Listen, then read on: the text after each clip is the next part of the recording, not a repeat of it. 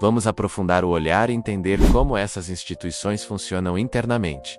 Qual é sua estrutura jurídica? Quais poderes possuem? Como se organizam? Como são controladas? E por que sua autonomia é tão debatida? Entender esses aspectos é fundamental para perceber os limites e as possibilidades da atuação dessas entidades. Afinal, por serem autônomas, mas ainda parte do Estado, as agências precisam equilibrar liberdade técnica com responsabilidade institucional. Este texto foi escrito para te guiar por esse universo de forma clara, acessível e didática, mesmo que você não tenha formação jurídica. Estrutura jurídica das agências reguladoras. As agências reguladoras brasileiras são autarquias em regime especial, criadas por lei específica e vinculadas a um ministério setorial. Mas o que significa esse regime especial? Significa que elas possuem mais autonomia do que uma autarquia comum. Embora ainda façam parte da administração pública indireta, as agências reguladoras têm independência técnica, autonomia administrativa e financeira, além de estabilidade nos mandatos de seus dirigentes. Isso tudo foi pensado para garantir que elas atuem sem pressões políticas e com base em critérios técnicos e objetivos. A criação de cada agência depende de uma lei específica do Congresso Nacional, que define suas competências, sua estrutura organizacional, a forma de escolha dos diretores, sua vinculação ao Poder Executivo e os mecanismos de controle sobre sua atuação. Competências das agências reguladoras. As competências variam de acordo com o setor que cada agência regula, mas, de forma geral, podemos agrupar las em 4 grandes funções. Regulação normativa. As agências podem editar normas técnicas que detalham e operacionalizam as leis e os contratos do setor regulado. Por exemplo, podem definir padrões mínimos de qualidade, regras tarifárias, medidas de cobertura, prazos de atendimento, entre outros aspectos. Essas normas são chamadas de resoluções e têm força obrigatória para as empresas reguladas. Fiscalização e monitoramento. As agências acompanham a atuação das empresas e instituições sob sua responsabilidade, verificando se estão cumprindo as regras, os contratos de concessão e as metas estabelecidas. Isso é feito por meio de relatórios, inspeções, auditorias e canais de denúncia. Poder sancionador. Quando identificam descumprimento das normas, as agências podem aplicar sanções, como advertências, multas, suspensão de atividades ou, em casos extremos, cassação de autorizações, mediação e solução de conflitos. As agências também atuam como instâncias de conciliação entre consumidores e empresas, ou entre empresas que disputam o mesmo mercado, tentando resolver conflitos antes que cheguem ao judiciário. Além disso, elas frequentemente participam da formulação de políticas públicas setoriais, fornecendo dados, análises e pareceres técnicos ao governo. Embora não possam, por si sós, criar políticas públicas, essa é uma função dos ministérios. Poderes das agências reguladoras. Um ponto que sempre causa dúvidas é: as agências têm mesmo poder para criar normas obrigatórias, mesmo não sendo legislativo? Sim, mas com limites muito claros. O poder normativo das agências reguladoras não substitui a função do Congresso Nacional. O que elas fazem é regulamentar a aplicação prática das leis, detalhando aspectos técnicos que a legislação não consegue prever. Por exemplo, a lei pode estabelecer que uma empresa de saneamento deve oferecer água potável em níveis de qualidade adequados. Cabe à agência reguladora definir, com base em critérios científicos, quais são os parâmetros mínimos de qualidade da água, como devem ser feitas as análises e qual a frequência dessas medições. Essas decisões, quando embasadas e motivadas,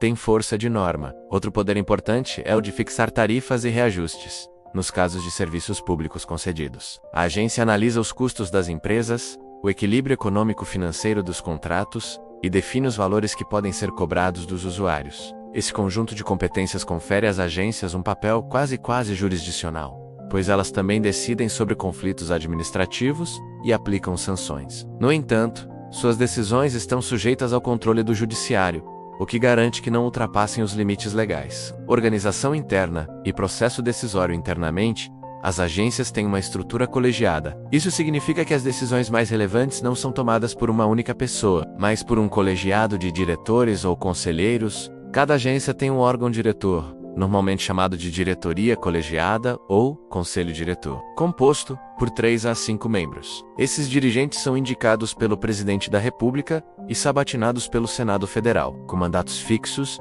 e sem possibilidade de exoneração imotivada. Isso garante maior estabilidade e independência. As reuniões do colegiado são públicas e gravadas, e as decisões são publicadas no Diário Oficial, com fundamentos técnicos e jurídicos, antes de adotar novas normas ou rever regras existentes, as agências costumam realizar consultas públicas, período em que qualquer pessoa pode enviar sugestões sobre uma proposta. Audiências públicas, encontros presenciais ou virtuais para ouvir opiniões de especialistas, empresas e consumidores. Análises de impacto regulatório. Estudos prévios que avaliam os efeitos esperados da nova norma, os custos envolvidos e as alternativas possíveis. Esse processo busca transparência, participação e previsibilidade, pilares essenciais da boa regulação. Formas de controle sobre as agências reguladoras. Embora tenham autonomia, as agências não são isentas de controle. Elas estão sujeitas a diferentes tipos de fiscalização, o que é essencial para garantir que atuem dentro da legalidade e com responsabilidade pública. Os principais mecanismos de controle são: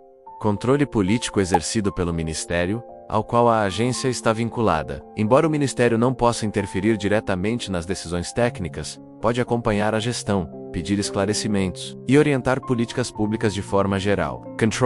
O Congresso Nacional exerce fiscalização por meio das comissões temáticas, especialmente quando os diretores são sabatinados e quando há convocações para prestar esclarecimentos. O Legislativo também pode revogar leis que deram origem às agências, alterar suas competências e aprovar seu orçamento. Controle financeiro e contábil é realizado pelo Tribunal de Contas da União, que verifica se os gastos da agência são legais, eficientes e transparentes. Control Judicial. Qualquer decisão de uma agência reguladora pode ser revista pelo Poder Judiciário, se houver abuso de poder, ilegalidade ou violação de direitos. Controle social é exercido por meio de audiências públicas, conselhos consultivos, ouvidorias e canais de denúncias e reclamações. A participação da sociedade civil é uma forma poderosa de garantir que a agência atue de forma transparente e ética. Autonomia, accountability, um equilíbrio necessário. Um dos debates mais importantes sobre as agências reguladoras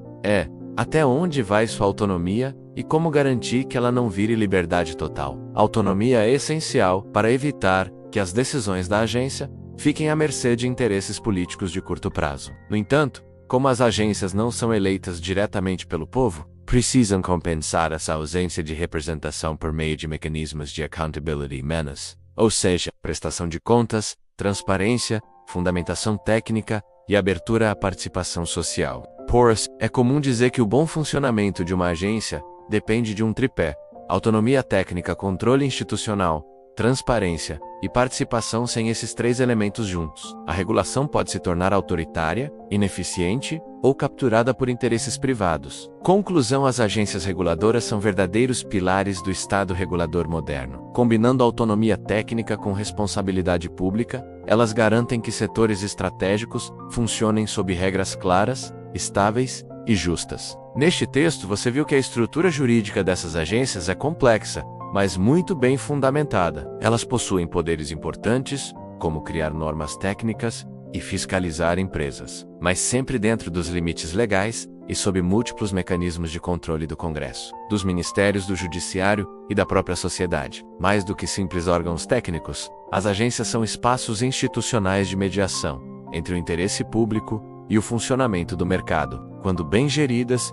fortalecem a democracia, atraem investimentos sustentáveis e asseguram serviços de qualidade à população.